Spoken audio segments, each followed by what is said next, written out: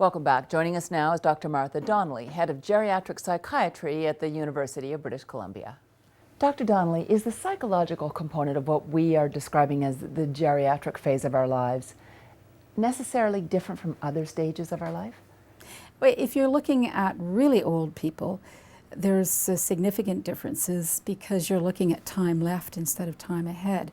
If you look at the younger, older people, not necessarily, because they still are in the habit of looking forward in what time they have in front of them. So it depends on the age you're talking about. And I don't think old is until you're really dysfunctional over 80. I would agree with you, and you don't have to be dysfunctional at 80, do you? There are lots of 80-year-olds who are very functional, and that's actually what we want to do, is we want to push the envelope so that we can get more and more older people healthy right to their end. So how do you get there? What are the key components to having an active, vibrant, full life at 83? Well, let's start a little earlier and make sure that in your 40s and 50s you have an active, meaningful, purposeful life. And I think that overall that's what I would look at as positive health. And in order to have purpose, you have to be able to have the mind and the body to be able to practice and to do those things that give you meaning.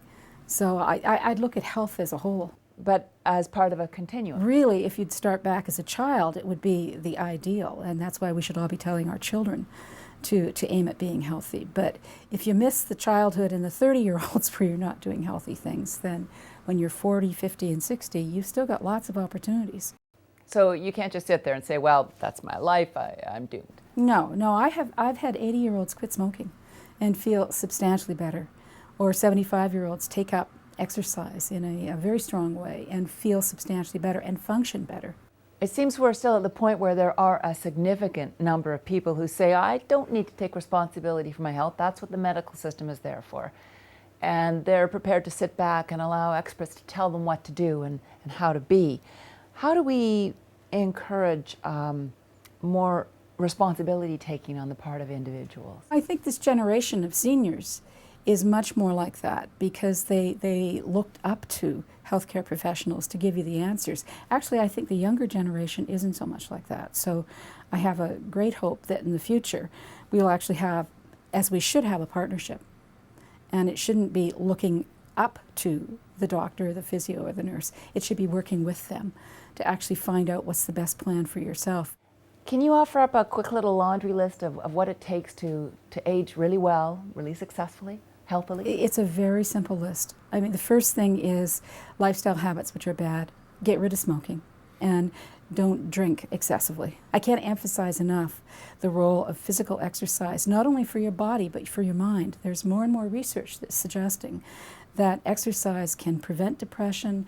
It can help with your memory as well. So exercise is really important. After exercise, it's diet.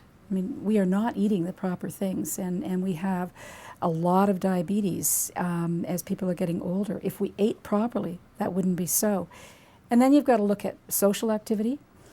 It's really important to maintain friendships regardless of whether you're in a heavy job or not. You've got to think about outside your job, maintaining friends, and finally, being really psychologically active in using your brain and thinking about it so that you can actively exercise that part of you.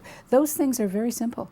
And if we did them from the start, we would have a much healthier population. Dr. Donnelly, thanks so much for joining us.